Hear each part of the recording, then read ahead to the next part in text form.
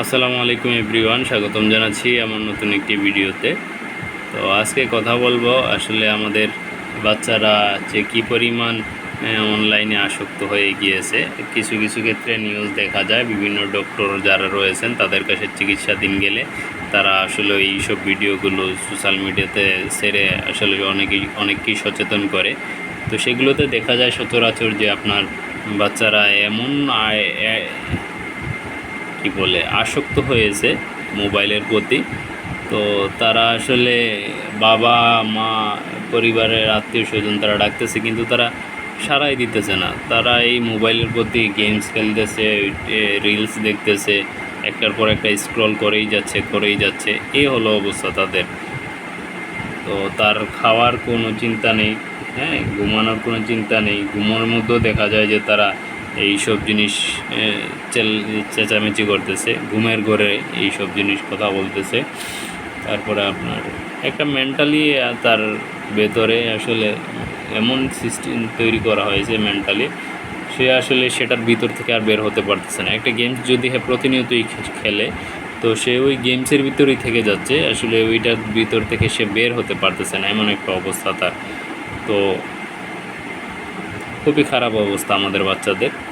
এই সবের জন্য আসলে আমরা গার্জিয়ানরাই দায়ী, কারণ আমরা আসলে ছোটোবেলা থেকেই তাদের হাতে ফোন তুলে দিয়েছি। তাদের সময়ের প্রয়োজন ছিল যে তারা ফ্যামিলির সাথে সময় কাটাবে, কিন্তু আমরা সেটা দিতে পারি নাই। সময়ের বদলে আমরা মোবাইল হাতে তুলে দিয়েছি। সেই ভালো লাগাটা আসলে ওই মোবাইলের মধ্যেই পেয়েছে, যার কারণে সে সেটার প্রতি আসক্ত হয়ে গেছে। আজকে যদি সে পরিবারের ভালোবাসা, পরিবারের যত্ন পেত, বাবা মা যদি সে গার্জিয়ানরা যদি একটু সচেতন হয়ে তাকে একটু খেলার মাঠে নিয়ে যেত, একটু ঘুরতে নিয়ে যেত, তার ভালো লাগাগুলো একটু খেয়াল রাখতো, তাহলে সে হয়তো বা এগুলোর প্রতি আসক্ত হতো না। তো এর জন্য আমরা গার্জিয়ানরাই দায়ী। আমরা যদি একটু সচেতন হই তাহলে আমাদের বাচ্চারা অবশ্যই ভালো কিছু করবে। আমাদের বাচ্চারা অনেক মেধাবী, অন্যান্য দেশের তুলনায়, অন্যান্য কান্ট্রির তুলনায় অনেক মেধাবী। তো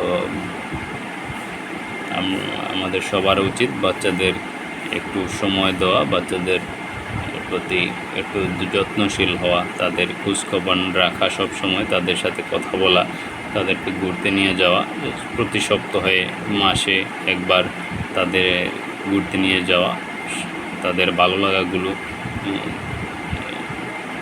একটু খেয়াল রাখা, প্রতি সময় শাসন বারণ না করে, ভুল হলে শাসন করবেন, ওই রকম এত বেশি শাসন করবেন না যাতে তার মন বিগড়ে যায়, সেই ব্যাপারেও খেয়াল রাখবেন। তো বাচ্চারা আগামী দিনের ভবিষ্যৎ, তারা এই দেশটাকেই গড়বে, আমাদের পরিবারের হাল ধরবে, তাদের সুন্দর একটা জীবন হবে, এই আশাই করি আমরা।